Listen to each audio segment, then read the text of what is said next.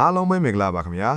ကျွန်တော်တို့ရဲ့ channel ကနေပြန်လည်ကြိုဆိုလိုက်ပါတယ်ဒီနေ့မှာတော့တိုင်းလောကရဲ့ပြိုင်ဘက်ကင်းတရေကောင်းဖုံးရှီငေါရဲ့ဒုတိယမြောက်ဇက်ကားကိုတင်ဆက်ပေးသွားမှာပါမျိုးလုံးကိုအဝိနဲ့စီးပြီးရန်သူထောင်တောင်းကိုဘလို့နိုင်နေမလဲဆိုတာကြည့်ရှုဖို့အတွက်ဒီဗီဒီယိုလေးကိုအဆုံးထိကြည့်ပေးကြပါဦးခင်ဗျာဒီနေ့မှာတော့တိုင်းမင်းသားကြီးကြက်လီရဲ့ဖုံရှီငေါဇက်ကားဒုတိယအတွက်ကိုအနှစ်ချုပ်တင်ဆက်ပေးမှာဖြစ်ပါတယ်ဇလန်ကဆာမှာတော့ကန်တုံတူရဲကောင်းဖုံရှီငေါဟာမန်ချူဧကရကိုတော်လန့်နေတဲ့ပန်နီကိုင်းဆိုတဲ့ Red Flower Society ကိုအသစ်ဝင်ရောက်လာတို့ဖြစ်တွေ့မြင်ရမှာပ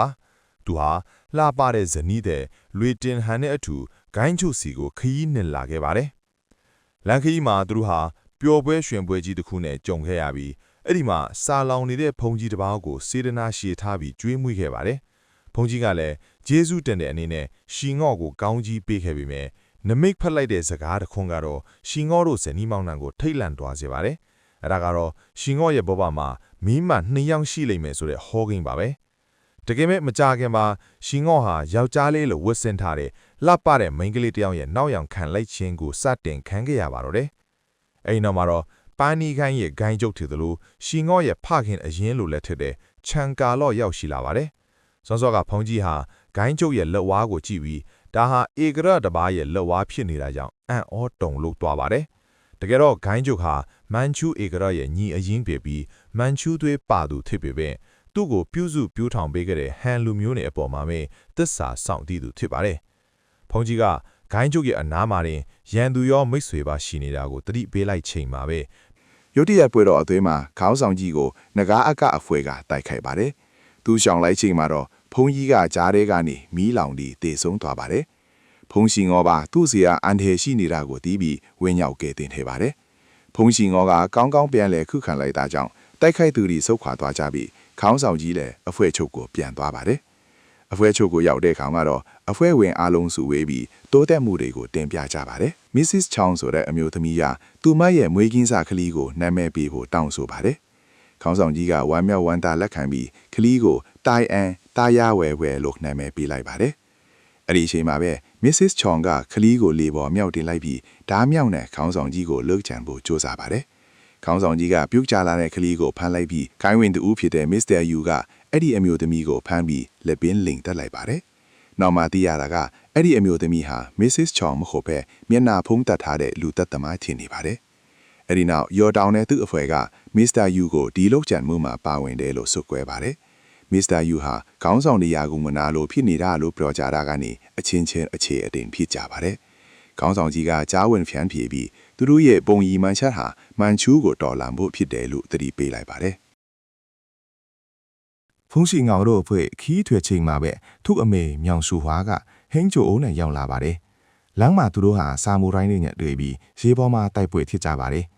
ဖုန်ရှီငေါကမြေထဲကမိန်းကလေးတယောက်အန်ဒီရဲ့ရှိနေတဲ့ထင်ပြီးတွားခဲ့ရကနေအဲ့ဒီမိန်းကလေးဟာအရင်ကစားတော့ဆိုင်မှာသူ့ကိုငေးကြည့်နေတဲ့သူခင်မန်းတည်သွားပါတယ်။ဒီစကားဟာဂျက်လီရဲ့အတိုင်းကွာတူနဲ့ဟာသတွေကိုပေါင်းစပ်ထားတာပါ။ဖုန်ရှီငေါဟာအဖွဲ့ဝင်အသစ်ဖြစ်ပေမဲ့အရေးကြီးတဲ့လူဟာဒေတာပြန်ယူမဲ့တာဝန်ကိုပေးရခံလာပါတယ်။ပထမတစ်ခေါက်မှာဖုန်ရှီငေါတာဝန်မကြီးဟဲ့တာကြောင့်အခြားအဖွဲ့ဝင်တွေကသူ့ကိုလူဖြင်းလူနာလိုကဲ့ရဲ့ကြပါတယ်။သူ့ကိုသူပြန်သက်သေဖားဖို့နောက်ထပ်အခွင့်အရေးတစ်ခုထပ်ရပါတယ်။အဲ့ဒါကတော့ဒေတာကိုတင်ထားတဲ့ဘီရင်ခံရဲ့သမီးကိုချင်းကပ်ဖို့ပါတယ်။ဖုန်ရှီငေါရဲ့အမေကလည်းသူ့ကိုကူညီဖို့ဂျပန်လူမျိုးအဆွေဟန်ဆောင်ပြီးရောက်လာပါတယ်။ဖုန်ရှီငေါကသူ့အမိကိုဘာမှမလုပ်ခင်ဒေတာကိုအရင်ယူဖို့ပြောပါတယ်။ဂျပန်တွေကသူ့အမိကိုသူတို့ခေါင်းဆောင်ထင်ပြီးဒေတာပေးဖို့လုပ်ပေးမဲ့ဘီရင်ခံသမီးကမပေးဖို့အချစ်ပြလိုက်ကြကြောင်းမြောင်ရှူဟွားကိုတိုက်ခိုက်ကြပါတယ်။နောက်ဆုံးမှာတော့မြောင်ရှူဟွားကအဲ့ဒီမိန်းကလေးရဲ့အတန်နဲ့ချင်းချောက်ပြီးသူတို့ကိုဆုတ်ခွာသွားစေပါတယ်။အဲ့ဒီဒေတာကိုဘီရင်ခံအစီယူသွားကြပြီး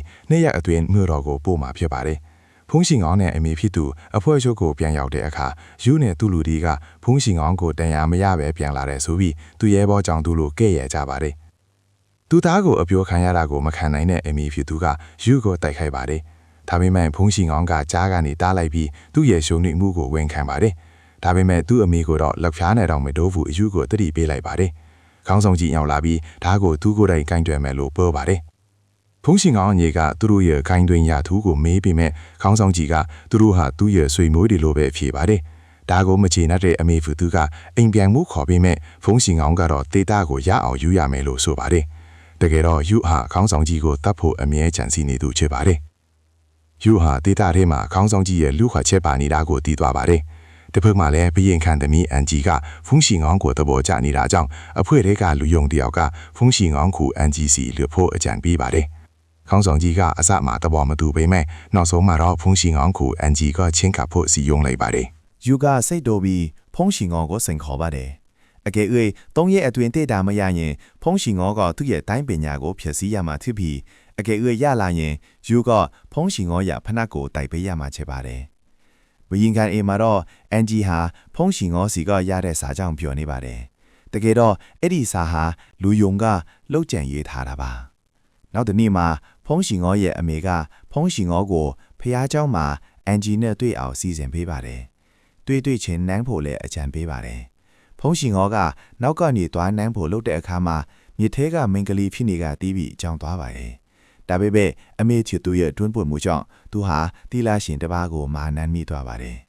အန်ဂျီကဖုံးရှင်ငေါနောက်ကိုလိုက်လာပြီးသူမကိုတကယ်ချစ်ရင်လက်ထပ်မလားလို့မေးပါတယ်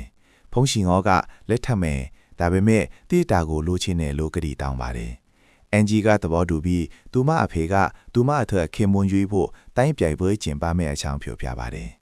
ပြိုင်ပွဲနေ့မှာဘရင်ခံကသတို့တပီထိုင်တဲ့ဝေါ်ရင်ဘော်ကပိုးဘောလုံးကိုရတဲ့သူဟာအနိုင်ရသူဖြစ်မယ်လို့ကြေညာပါတယ်။ပြိုင်ပွဲစတင်တဲ့အခါလူတွေဟာလူသားကနာထိုးပြီးဝေါ်ရင်ဘော်တထိုးကြိုးစားကြပါတယ်။ဖုံးရှင်ငေါတို့အခွေကနောက်ကျမှရောက်လာပြီးအဝေမှာအတားခံရပါတယ်။ဖုံးရှင်ငေါဟာအပေါက်ကဝင်လို့မရတာကြောင့်စွန်ကြီးတစ်ခုပေါ်စီးပြီးလေတွေကနေပြန်ဝင်လာပါတယ်။သူဟာပြိုင်ပွဲအားလုံးကိုတိုက်ထုတ်ပြီးဝေါ်ရင်ပေါ်ရောက်သွားပါတယ်။ဒါပေမဲ့အဲ့ဒီမှာသူ့ဇနီးလွေတင်းဟန်လည်းမျက်နှာချင်းဆိုင်တွေ့ရပါတယ်။ဖုံးရှင်ငေါကဒါဟာတိုက်ပြည်အတွက်လုပ်နေတာပါလို့ရှင်းပြဖို့ကြိုးစားပါတယ်။အန်ဂျီကလွေတင်းဟန်ဟာဘသူလေးလူမေးတဲ့အခါလွေတင်းဟန်ကဇနီးဖြူကြောင့်ဖြေပေမဲ့ဖုံးရှင်ငေါကစိတ်ဆာထားသူပါလို့လိန်လိုက်ပါတယ်။မင်္ဂလီနှစ်ယောက်တိုက်ခွဲဖြစ်ကြပြီးဖုံးရှင်ငေါကကြားကနေမနေတာရပါတယ်။ အန်ဂျီကလူတင်ဟန်ကိုပါရိုက်လိုက်တဲ့အခါလူတင်ဟန်ကဝမ်းနေမိတက်တည်ဖို့ခုံချပါတယ် ဖုန်ရှင်ကောင်ကသူ့ဇနီးကိုကယ်ဖို့လိုက်ခုန်ချပြီးအဝတ်ဆက်နဲ့ဖမ်းလိုက်ပါတယ်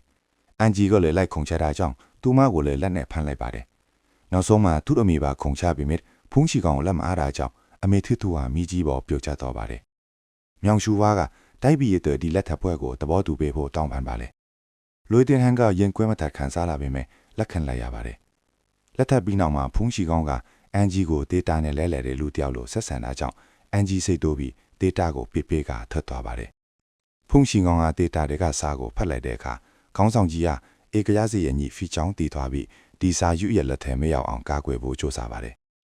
ဘရင်ကန်ကသူ့သမီးကိုမတရားလုပ်တယ်ဆိုပြီးဖုန်ရှင်ကောင်ကိုတင်းနတ်အမြောက်တွေနဲ့တိုက်ခိုက်ဖမ်းဆီးဖို့လုပ်ပါတယ်အန်ဂျီက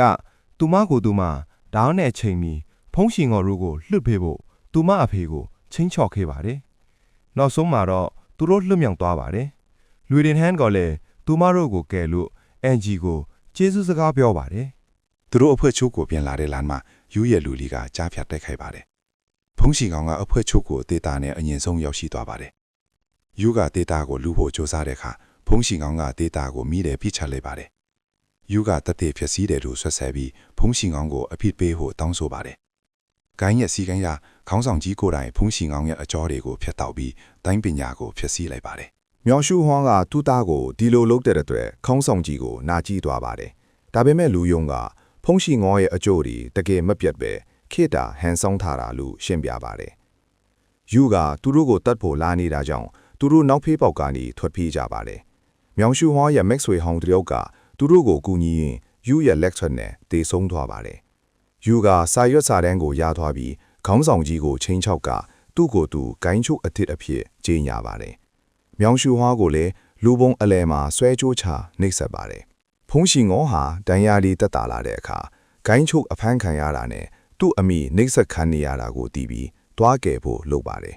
်လမ်းမှာသူ့ညီအကိုတွေကတားဆီးပါတယ်ဖုံးရှင်ငေါဟာသူ့ညီအကိုတွေရဲ့သွေးကိုမမြင်ချင်တာကြောင့်မျက်လုံးကိုအဝတ်နဲ့စီးပြီးမျက်မြင်မပါဘဲတိုက်ခိုက်ပါတယ်သူဟာလူသက်ကွင်းကိုရောက်သွားပြီးသူ့အမေကိုကဲ့တင်ပါတယ်ယူနဲ့သူ့လူတွေကိုအပြတ်သားတိုက်ခိုက်ပြီးယူကိုအလဲထိုးလိုက်ပါတယ်ဖုံးရှင်ငေါရဲ့ဇနီးနှစ်ယောက်ကလည်းရောက်ခမဖြစ်သူကိုကူညီကြပါတယ်ခေါင်းဆောင်ကြီးရဲ့လူယုံတွေကလည်းစစ်ကူနဲ့ရောက်လာပြီးအားလုံးကိုကဲ့တင်ပါတယ်နောက်ဆုံးမှာတော့ ဖုံးရှင်ငေါဟာသူ့ရဲ့ဆရာကိုနှုတ်ဆက်ပြီးတိုင်းလောကကနေအနားယူဖို့ဆုံးဖြတ်လိုက်ပါတယ်။သူဟာသူ့အမေဇနီးတဲ့နှစ်ယောက်နဲ့အတူအိမ်ကိုပျော်ပျော်ရွှင်ရွှင်ပြန်သွားပါတော့တယ် ဒီဗီဒီယိုလေးကိုကြိုက်နေတတ်တယ်ဆိုရင် like နဲ့ share လုပ်ပေးဖို့မမေ့ပါနဲ့ဦးနောက်ထပ် Jelly ရဲ့အမိုက်စားတိုင်းကားတွေကိုလည်းအနှစ်ချုပ်တင်ဆက်ပေးဦးမှာမို့လို့ကျွန်တော်ရဲ့ channel ကို subscribe လုပ်ပြီး Naughty ခေါင်းလောင်းလေးကိုပါနေထားပေးကြပါဦးနော်အားလုံးကိုကျေးဇူးအထူးတင်ပါတယ်ခင်ဗျာ